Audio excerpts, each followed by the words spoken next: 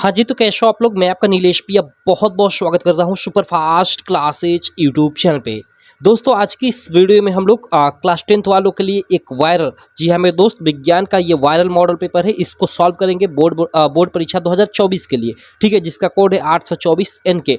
आपके एग्जाम में सीधे-सीधे इस पेपर से आपको क्वेश्चन देखने को मिलेंगे। तो इस वीडियो में हम लोग जो इसका ऑब्जेक्टिव क्वेश्चन है उसके साथ-साथ, ठीक है, उसके साथ-साथ हम लोग इधर जो सब्जेक्टिव क्वेश्चन है, जी हाँ मेरे दोस्त, इसमें जो ये न्यूमेरिकल बेस्ड क्वेश्चन है उनको भी सॉल्व करेंगे। तो आप वीडियो में अंत तक बने रहना, और चैनल को अभी तक आप सब्सक्राइब नहीं किए हो तो चैनल को सब्सक्राइब कर लेना और बेल आइकन को भी दबा लेना, जिससे मेरी सारी वीडियो की नोटिफिकेशन आपको मिलती रहे।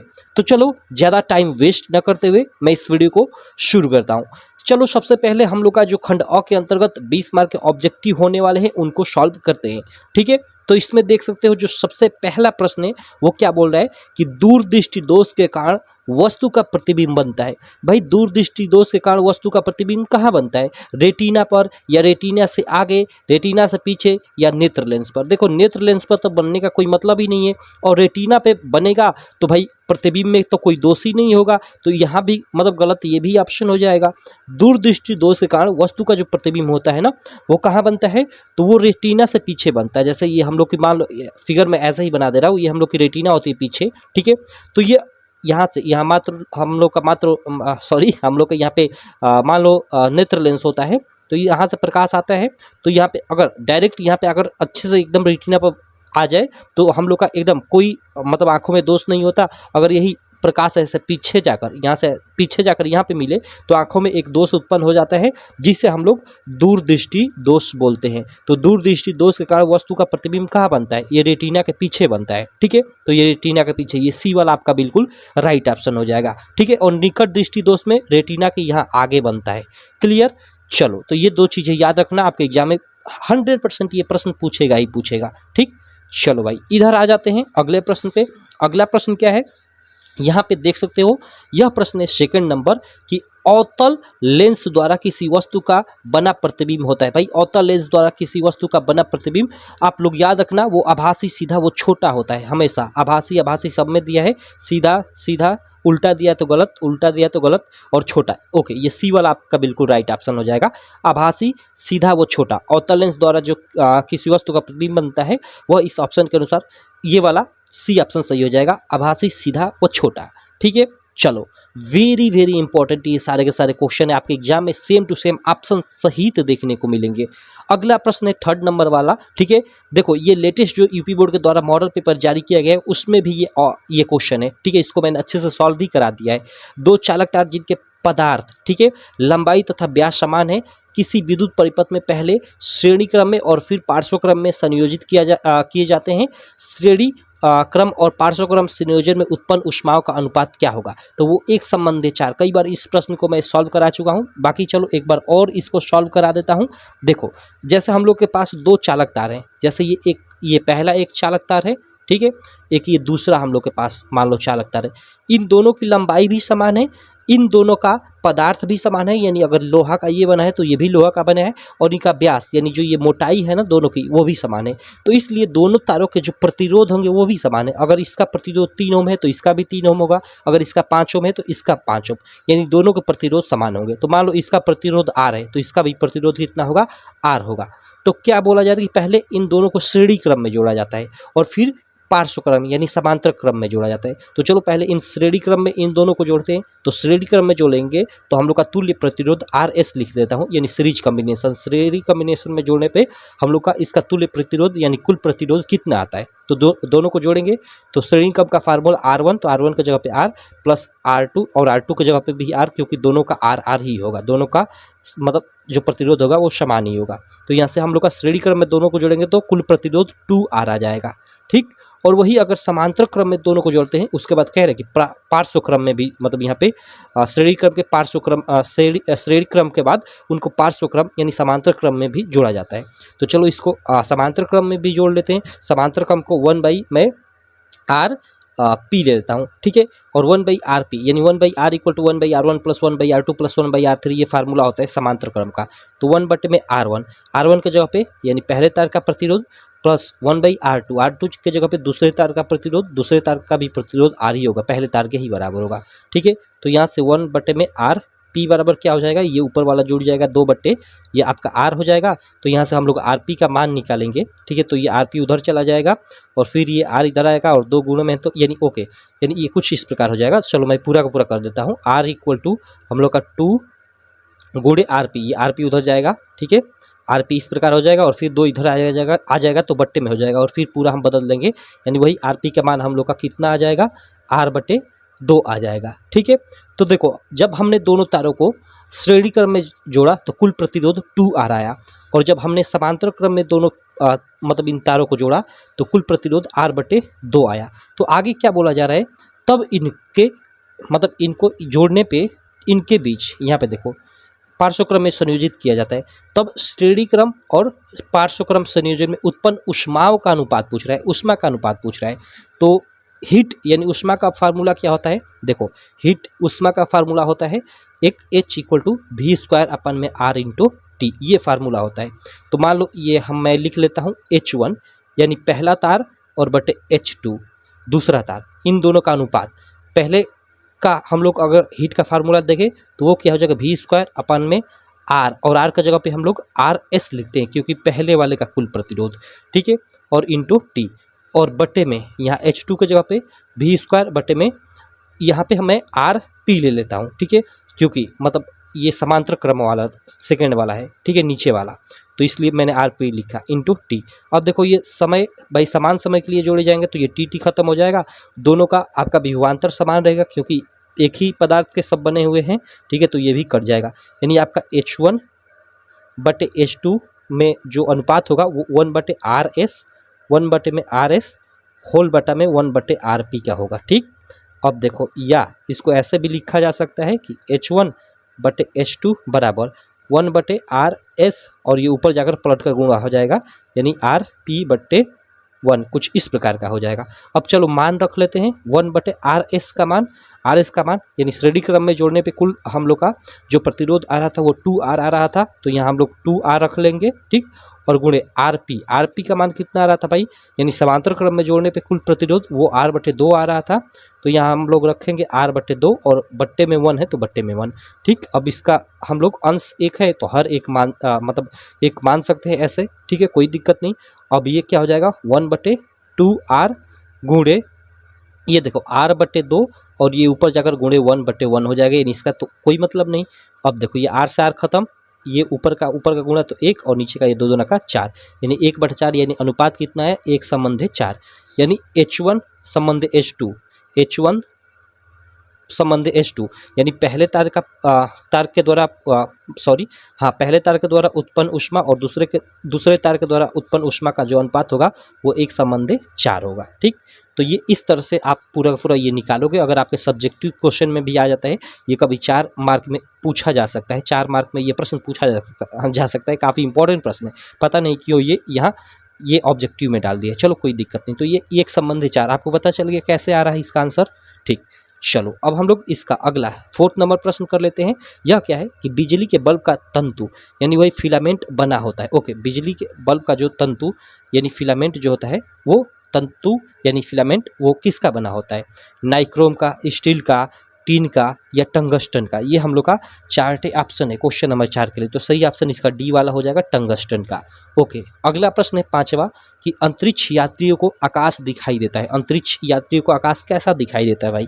ठीक है, सब लोग इस क्वेश्चन का आंसर जानते हो, काला, बैगनी, हरा, यहाँ पे गलत ऑप्शन ये डाला गया है। ठीक है, यहाँ पे मान लो आपका नीला हो जाएगा, ठीक है, और यहाँ पे हरा, तो सही ऑप्शन ये आपका फर्स्ट वाला हो जाएगा, अंतरिक्ष यात्रियों को। ठीक है, क्वेश्चन नंबर 5 का आप लोग का फर्स्ट ऑप्शन सही हो जाएगा, काला। अंतरिक्ष यात्रियों को आकाश कैसा दिखाई देता है, तो काला दिखाई देता है।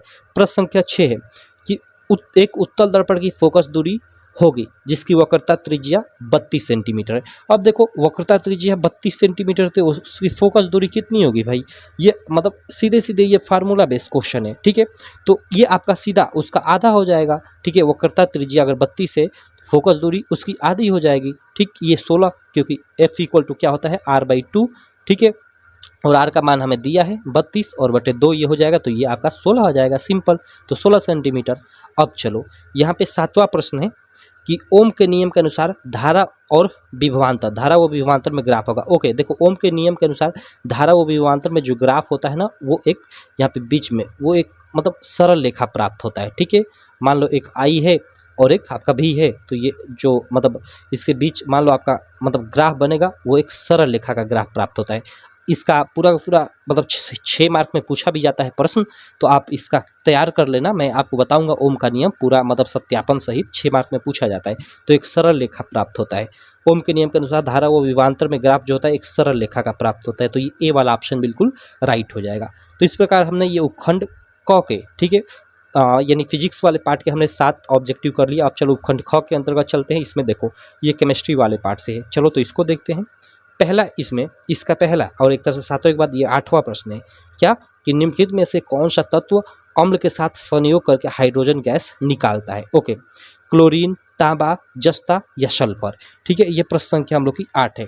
सही ऑप्शन हो जाएगा जस्ता यानी जिंक। देखो अम्ल में क्या होता है, अम्ल में H+ आयन होता है। जैसे अम्ल कोई जैसे H2SO4 ही ले लूँ, ठीक है, इससे कौन संयोग करके, निम्न में से कौन सा तत्व संयोग करके अम्ल के साथ संयोग करके हाइड्रोजन गैस निकालेगा, यानी यहाँ से हाइड्रोजन को विस्थापित कर देगा। तो जिसकी अभिक्रियाशीलता हाइड्रोजन से अधिक होगी वही इसके यौगिक से हाइड्रोजन को विस्थापित करेगा। तो इनमें से दिए हुए में से केवल जिंक ऐसा है ना जिसकी मतलब जो अभिक्रियाशीलता हाइड्रोजन से अधिक है। तब हाइड्रोजन से अधिक है तो ये जिंक अगर अभिक्रिया करता है इससे तो हाइड्रोजन को विस्थापित कर देगा। ठीक है, जैसे अगर यह क्रिया करता है जिंक इससे, तो देखो होगा क्या कि जिंक सल्फेट का निर्माण करेगा और प्लस हाइड्रोजन गैस इस हाइड्रोजन को विस्थापित कर देगा। तो इसलिए ये ऑप्शन सही होगा। बाकी ये तीनों विस्थापित नहीं कर पाएंगे क्योंकि इन तीनों की अभिक्रियाशीलता इससे कम है। ठीक, चलो अगला 8वें के बाद 9 नंबर प्रश्न देखते हैं। संतृप्त हाइड्रोकार्बन में नहीं होता है। ओके, संतृप्त हाइड्रोकार्बन में नहीं होता है। क्या नहीं होता है भाई, यहाँ एकल आबंध तो होता ही है। चतुष्फलकीय संरचना, कार्बन कार्बन के बीच एकल आबंध और इतने का कोण, या फिर डबल बांड नहीं होता है। ठीक है, ये नहीं होता है, ये सारा होता है एकल बांड होता है। चतुष्फलकीय संरचना भी होती है और कार्बन कार्बन के बीच एकल बांड और इतने का कोण भी होता है, लेकिन ये डबल बांड नहीं होता है। ठीक है, ओके, चलो उसके बाद यहाँ अगला प्रश्न 10 नंबर प्रश्न देख लेते हैं कि निम्न में कौन सा तत्व धात्विक है। ओके, कौन सा तत्व धात्विक है, यहाँ पे देखो आपका इसमें से कौन हो जाएगा आपका मतलब ये 4 ऑप्शन दिया है, इसमें से धात्विक तत्व पूछ रहा है। धात्विक तत्व मीन्स कहने का मतलब कि जिसमें आपकी एक तरह से धातु पाई जाती है। ठीक है, तो इसमें आपका ये वाला सही हो जाएगा, लिथियम आपका सही हो जाएगा। ठीक, चलो उसके बाद अगला 11वां प्रश्न देख लेते हैं। इसमें क्या है कि कौन सा कार्बनिक यौगिक असंतृप्त यौगिक है। Ethane, methane, ethylene. सीधे आप एथिलीन पे क्लिक कर देना, याद रखना एथिलीन आपका एक असंतृप्त यौगिक होता है। ये भी इंपॉर्टेंट प्रश्न है। ठीक है, चलो अगला 12 नंबर प्रश्न है। ये देखो ये प्रश्न आपकी एनसीईआरटी में दिया हुआ है, जो एनसीईआरटी की बुक है ना, ये 2nd चैप्टर का क्वेश्चन है। ठीक है, क्या कह रहा है कि नीचे दी गई अभिक्रिया के संबंध में कौन सा कथन असत्य है। हमें असत्य कथन छांटना है।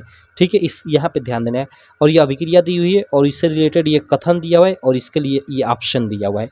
ठीक, ये हम लोग की प्रश्न संख्या 12 है। ठीक, इसमें हमें क्या छांटना है, असत्य कथन छांटना है। ठीक, तो देखो यहाँ क्या बोल रहा है, 2PbO यानी लेड ऑक्साइड जब कार्बन से विक्रिया कर रहा है तो लेड बन रहा है और कार्बन डाइऑक्साइड बन रहा है। तो यह देखो लेड ऑक्साइड से ऑक्सीजन की कमी हो रही है। यहाँ पे देखो, यहाँ पे ऑक्सीजन था, यहाँ पे ऑक्सीजन की कमी हो गई। तो ऑक्सीजन की कमी हो गई तो यहाँ ये लेड ऑक्साइड का क्या हो गया, एक तरह से ऑक्सीजन की कमी, यानी इसका आपका एक तरह से अपचयन। ओके यार, चलो माफ़ करना, एक्चुअली पता नहीं ऑटोमेटिकली वीडियो पता नहीं क्यों कट गई थी। चलो कोई दिक्कत नहीं। चलो इस प्रश्न को हम लोग कर रहे थे। इसमें क्या है कि नीचे दी गई अभिक्रिया के संबंध में कौन सा कथन असत्य हमें छांटना है और यहाँ पे ये अभिक्रिया दी हुई है। तो देखो यहाँ पे हम लोग का PbO यानी लेड ऑक्साइड से जब कार्बन अभिक्रिया कर रहा है तो यहाँ लेड और कार्बन डाइऑक्साइड का निर्माण हो रहा है। तो देखो यहाँ लेड ऑक्साइड यानी PbO से यहाँ पे केवल लेड बच रहा है, यानी यहाँ से ऑक्सीजन हट जा रहा है, यानी इसका एक तरह से देखें तो यहाँ अपचयन हो जा रहा है। ठीक है, ऑक्सीजन की कमी यानी अपचयन हो जा रहा है और यहाँ पे कार्बन है और यहाँ पे कार्बन डाइऑक्साइड हो जा रहा है, यानी कार्बन से में यहाँ ऑक्सीजन बढ़ जा रहा है, यानी यहाँ पे कार्बन का क्या हो रहा है, उपचयन हो रहा है। अब कथन देखते हैं। पहला कह रहा है कि सीसा अपचयित हो रहा है। तो क्या यहाँ पे सीसा अपचयित हो रहा है? नहीं, सीसा नहीं अपचयित हो रहा है, बल्कि लेड ऑक्साइड अपचयित हो रहा है। तो लेड ऑक्साइड अपचयित हो रहा है, तो ये ऑप्शन आपका सही हो जाएगा, ये आपका गलत हो जाएगा। ठीक, यहाँ पे है कि कार्बन उपचयित हो रहा है, तो यहाँ पे कार्बन डाइऑक्साइड उपचयित हो रहा है कह रहा है, नहीं कार्बन उपचयित हो रहा है। ठीक, ये ऑप्शन सही हो जाएगा। तो देखो ये तीसरा और चौथा हम लोग के सही है और पहला और दूसरा हम लोग का ऑप्शन गलत है और हमें गलत ऑप्शन असत्य कथन छांटना था। तो फर्स्ट और सेकंड देखो यही ऑप्शन दिया कि फर्स्ट सेकंड, तो ये हम लोग का ऑप्शन सही हो जाएगा। हमें असत्य कथन छांटना था तो ये आपका फर्स्ट और सेकंड वाला असत्य कथन है, इसलिए फर्स्ट आपका ऑप्शन सही हो जाएगा। ठीक है, चलो तो ये हम लोग का 12 नंबर क्वेश्चन हो गया। काफ़ी ये भी वेरी वेरी इंपॉर्टेंट क्वेश्चन है। ठीक है, आपके एग्जाम में आ सकता है। अगला 13 नंबर प्रश्न है, यह क्या है कि धोने के सोडे का रासायनिक सूत्र है। ओके, धोने का सोडा जो है इसका हमें रासायनिक सूत्र बताना है। यह हम लोग की कौथी है, प्रश्न संख्या 13 है और इसका केमिस्ट्री का हम लोग का लास्ट प्रश्न है। ठीक, तो धोने का सोडा का ये हम लोग का फार्मूला होता है Na2CO3 × 10H2O। ठीक, ये आप याद रखना है। ठीक है, चलो उसके बाद ये आपका कैल्शियम ऑक्सीक्लोराइड, ये आपका सोडियम हाइड्रोक्साइड, कास्टिक सोडा। ठीक है, ये देखो ये आपका NaHCO सोडियम बाइकार्बोनेट खाने वाले सोडे का फार्मूला है। चलो अगले प्रश्न पे चलते हैं। उपखंड ख में हम लोग ये अब बायोलॉजी के प्रश्न स्टार्ट हो गए, इनको करते हैं। प्रश्न संख्या 14 है 13 के बाद। मुकुलन पाया जाता है प्लेनेरिया में, हाइड्रा में, लिस्मेनिया में, उक्त सभी में। उक्त सभी, इसका ये वाला ऑप्शन सही हो जाएगा। ठीक है, क्योंकि इन सब में मुकुलन पाया जाता है। ठीक, चलो 15 नंबर प्रश्न क्या है, यह प्रश्न है कि जीवाश्म ऊर्जा का स्रोत है। जीवाश्म ऊर्जा क्या होती है कि एक ऐसी ऊर्जा मतलब जिसका निर्माण कई साल लग जाते हैं जिसके मतलब बनने में और जीवाश्म द्वारा प्राप्त होता है। जैसे हम लोग का पेट्रोलियम भी हो गया, पेट्रोलियम भी इसमें आता है। आपका कोयला वेला हो गया। तो पवन ऊर्जा नहीं, पवन ऊर्जा जीवाश्म ऊर्जा का एग्जाम्पल नहीं, न ही सौर ऊर्जा है। इधर देखते हैं ऑप्शन के अनुसार, इसको थोड़ा मैं कर लेता हूँ, 1 मिनट फोल्ड कर लेता हूँ। यहाँ पे देखो कोयला है, हाँ कोयला हो सकता है, जल विद्युत नहीं, कोयला। तो ये जीवाश्म ऊर्जा का स्रोत है। ठीक, चलो अगले प्रश्न पे चलते हैं। प्रश्न संख्या 16 पे यह क्या है कि निम्नलिखित में से कौन सा मानव में मादा जनन तंत्र का भाग नहीं है। ओके, अंडाशय, गर्भाशय, शुक्रवाहिका या डिंबवाहिनी नली। ये हम लोग का प्रश्न संख्या 16 के लिए 4 ऑप्शन है। तो देखो इसका सही ऑप्शन जो होगा वो आपका सी वाला हो जाएगा, शुक्रवाहिका। ठीक, चलो अगला हम लोग प्रश्न संख्या 16 के बाद 17 नंबर देखते हैं। यह क्या है कि स्वपोषी पोषण के लिए आवश्यक है। स्वपोषी पोषण के लिए क्या आवश्यक है भाई, कार्बन डाइऑक्साइड तथा जल, क्लोरोफिल, सूर्य का प्रकाश, उपयुक्त सभी। तो उपयुक्त सभी भाई स्वपोषी पोषण किसमें होता है, पौधे में होता है। ये स्वयं भोजन बनाते हैं और जिनके लिए कार्बन डाइऑक्साइड और जल, साथ में क्लोरोफिल और सूर्य का प्रकाश सभी आवश्यक होता है, इसलिए ये डी वाला ऑप्शन सही हो जाएगा। अगला प्रश्न है प्रश्न संख्या 17 के बाद 18 की प्रचलित रूप से ऊर्जागृह। ओके, ऊर्जागृह किसे कहा जाता है, माइट्रोकांडिया भाई, माइट्रोकांडिया को ऊर्जागृह कहा जाता है। ठीक, अगला 18 के बाद 19 नंबर प्रश्न है कि मानव ब्रिक का कार्य होता है। मानव ब्रिक होता है, उसका कार्य क्या होता है। सिंपल सीधे सीधे आप लोग याद रखना, उत्सर्जन। ठीक है, मानव ब्रिक यानी वही एक तरह से लीवर का कार्य क्या होता है, तो उत्सर्जन का। चलो 19 के बाद 20 नंबर प्रश्न है कि केवल प्रोटीन के बने होते हैं, क्लोरोप्लास्ट या लाइसोसोम्स, पायंस या फिर जीन्स। ये हम लोग का प्रश्न संख्या 20 है कि केवल प्रोटीन्स के बने होते हैं। सही ऑप्शन है जो जीन्स होते हैं वो प्रोटीन के केवल बने होते हैं। तो इस प्रकार हमने इसमें 20 काफ़ी इंपॉर्टेंट MCQ को सॉल्व कर लिया। ये MCQ डायरेक्टली आपके एग्जाम में देखने को मिलेंगे, ऑप्शन सहित आप देख लेना, आपका एग्जाम होगा तो। ठीक, अब चलो हम लोग खंड ब के अंतर्गत, इसमें आपका सबसे पहले उपखंड क है जिसमें आपके फिजिक्स के देखो ये प्रश्न है, इनको हम लोग सॉल्व करते हैं। ठीक है, इसमें जो पहला वाला प्रश्न है, बाकी इसको देखो इन सारा का सारा ना इसका मैं सॉल्यूशन पहले से ही कर लिया हूँ जिससे टाइम ना लगे। यहाँ पे देख सकते हो सारा का सारा मैंने अच्छे से सॉल्यूशन कर लिया है, तो आपको बता दूंगा। और ये सारा का सारा जो PDF है ना सॉल्यूशन वाला, आपको हमारी एप्लीकेशन है UPMSP स्टडी। ठीक है, UPMSP स्टडी कर ये हमारी ऐप है, गूगल प्ले स्टोर पे मिल जाएगी, इसको डाउनलोड कर लेना। वहाँ पे आपको सारा का सारा PDF मिल जाएगा इस मॉडल पेपर का। ठीक है, उसके अलावा आपका जो बोर्ड द्वारा UP बोर्ड द्वारा जो ऑफिशियल मॉडल पेपर जारी किएगा उसका पूरा का पूरा सॉल्यूशन, उसके अलावा सारा का सारा जो प्रीवियस ईयर उसका भी मैं सॉल्यूशन कर रहा हूँ। हालांकि अभी एप्लीकेशन में एक अपडेट आएगा, उसके बाद ये सारा का सारा सॉल्यूशन आपको मिलेगा। इस अभी जो आपका ये महीना नवंबर स्टार्ट होगा ना, इसके अंत तक आपको सारी की सारी ये चीज़ें मिल जाएंगी विथ वीडियो सॉल्यूशन। वीडियो के साथ साथ वहाँ पे PDF भी रहेगा। तो ये आप एप्लीकेशन डाउनलोड कर लेना, आपके स्टडी में ये काफ़ी हेल्प करेगा एग्जाम टाइम में। अभी भी यहाँ पे बहुत सारी चीज़ें अवेलेबल हैं, बहुत सारी स्टडी मटेरियल, और मैं टेस्ट भी ऐड किया हूँ यहाँ पे कुछ सब्जेक्ट का, तो आप जाकर जरूर देना। तो चलो अब हम लोग आगे चलते हैं और इन प्रश्नों को सॉल्व करते हैं। इसमें देखो पहला जो प्रश्न है वेरी वेरी वेरी इंपॉर्टेंट, 2020 के शायद बोर्ड एग्जाम में आया हुआ ये प्रश्न है। ठीक, क्या है कि एक लेंस की फोकस दूरी की गणना कीजिए यदि उसकी क्षमता -2 डायोप्टर है। ठीक है। एक लेंस की हमें फोकस दूरी ज्ञात करनी है, उसकी क्षमता हमें दी है कि उसकी क्षमता है -2 डायोप्टर। ठीक, आगे क्या बोल रहे हैं कि यदि +1 डायोप्टर क्षमता वाला लेंस इसके साथ जोड़ दिया जाए तो संयुक्त लेंस की फोकस दूरी होगी। ओके, यहाँ पे देखो प्रश्न क्या कह रहा है कि एक लेंस है जिसकी क्षमता -2 डायोप्टर है, तो उसकी फोकस दूरी की याद कीजिए। ठीक, और फिर कह रहा है कि इस लेंस के साथ, ठीक है, जिसकी क्षमता -2 डायोप्टर है, एक अन्य लेंस जिसकी क्षमता 1 डायोप्टर है, दोनों को जोड़ दिया जाए तो दोनों को जोड़ने के बाद संयुक्त लेंस की जो फोकस दूरी होगी वो क्या होगी, हमसे पूछा जा रहा है। तो चलो इसको हम लोग सॉल्व कर लेते हैं। सिंपल, खंड ब के अंतर्गत देखो यहाँ पे सॉल्व किया गया है। खंड ब के अंतर्गत जो प्रश्नोत्तर संख्या फर्स्ट है, देखो हमें क्वेश्चन में दिया है पहले लेंस की क्षमता P1 हमें क्या दिया है, -2 डायोप्टर यहाँ हमें दिया है। ठीक है, पहले लेंस की क्षमता हमें -2 डायोप्टर दिया है। उसके बाद दूसरे लेंस की जो क्षमता जो लेंस की होती है उसको P से प्रदर्शित करते हैं। तो यहाँ पे दूसरा लेंस है तो इसको मैंने P2 मान लिया है। तो P2 इक्वल टू वो +1 डायोप्टर लिया है। ठीक है, लेंस की क्षमता का मात्रक डायोप्टर होता है जिसको D से प्रदर्शित करते हैं, ये भी याद रखना।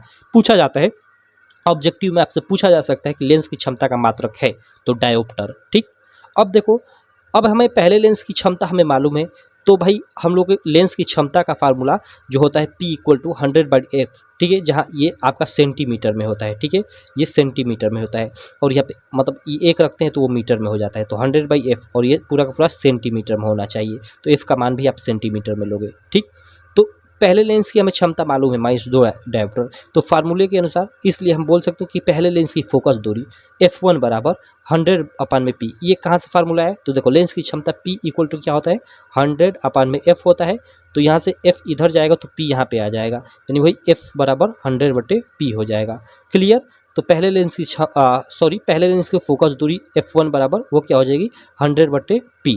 क्लियर, इस फार्मूले से हमने आपका f यहाँ पे निकाला है डायरेक्ट। ठीक, बाकी यहाँ पे P = 100/f, यहाँ पे वो भी फार्मूला रख सकते हो और पक्षांतर सब करोगे तो ये आपका आ जाएगा। ठीक, अब देखो ये 100 और बट्टे में P क्या है आपका -2 है, तो -2 यहाँ पे रखोगे P के जगह पे, तो ये -50 सेंटीमीटर आ जाएगा। यानी पहले लेंस का जो फोकस दूरी है वो कितना होगा, -50 सेंटीमीटर। तो वही हमें पूछ रहा था कि एक लेंस की फोकस दूरी की गणना कीजिए यदि उसकी क्षमता -2 डायोप्टर है। तो -2 डायोप्टर उसकी क्षमता है तो उसकी फोकस दूरी कितनी हो जाएगी हम लोग की, -50 सेंटीमीटर हो जाएगी। क्लियर, अब कह रहा है कि इसको जिसकी क्षमता -2 डायोप्टर है और एक अन्य लेंस जिसकी क्षमता 1 डायोप्टर है, ठीक है, उन दोनों को जोड़ा जाता है। ठीक है, दोनों को जोड़ा जाता है तो फिर उनकी संयुक्त फोकस दूरी कितनी होगी ये पूछा जा रहा है। तो चलो इन दोनों को पहले हम लोग जोड़ते हैं।